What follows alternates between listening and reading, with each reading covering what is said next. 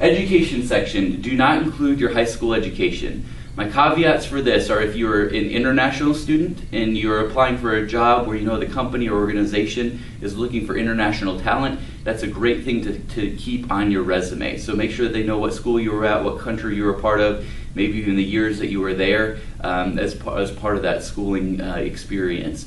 Also, if your school is in a hometown, so you come from Gentry, Arkansas.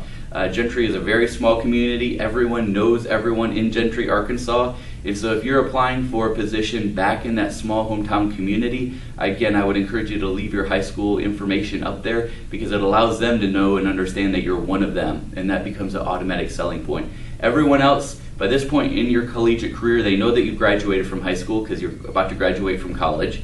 They all know that you've done some great things in high school, but the employers really want to know what have you done in college. So your experiences from high school, other than work experiences, will start to fall off, and those kinds of things. The couple of things that I would encourage you to still leave on there or find a place to keep it in is if you were an Eagle Scout, you're always an Eagle Scout. And there very much is national acclaim for that, and it also looks really good to an employer. Again, the amount of responsibility and things you demonstrated as an Eagle Scout will maintain for the majority of your lifetime. The other one is if you're the president of your National Honor Society. I would say that that's another one that, again, is nationally recognized and known. Again, depending on what kind of industry you're looking at going into, that may be something you would leave on your resume at that point. What you do need to include is the name of your degree here at JVU. Both majors and minors, those are critical, again, for the employer to know what it is that you're bringing to the table. Name of the institution, city and state, and then when are you going to graduate? Make sure that you let the employer know. It allows you to apply for jobs way before you graduate.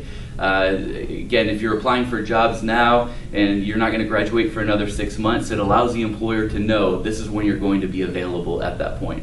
The other thing I would encourage you to put in your education section is if you are applying for internships, to list courses that are related to the internships you're applying for. So if you're applying for engineering internships, make sure that you list out your engineering classes that are very highly related to what it is you're applying for. Same would be true for business or accounting, even for some of you guys who are digital media majors and looking at internships. What skills do you have? What classes have you taken that really fit the kind of internship that you're applying for? The last thing that are optional, but I would encourage you to do, is a GPA of 3.0 or better needs to be on your resume. There are a lot of scanning softwares for resume databases out there, and for you to get through that initial step of being tossed out, many of them are looking for GPAs as just kind of a general equalizer to pull resumes from. Anything a 3.0 or higher, I'd definitely leave on your resume. Don't put it on if it's less than that, obviously, and we'll let them wonder. Related coursework, again, to the jobs you're applying for, not necessarily the jobs, but for sure the internships. When you go to apply for actual full-time jobs, those course-related coursework will come off because you hopefully will have your degree at that point, and it's assumed that if you're an accounting major, you've completed the canon of accounting courses here at JVU. So it's not necessary to list out all of your accounting courses at that point. Also, academic scholarships or honors. This is one of those places where that fits very well.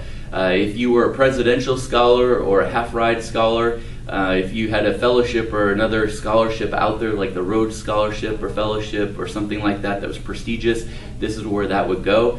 When I say scholarships, however, JVU is very generous.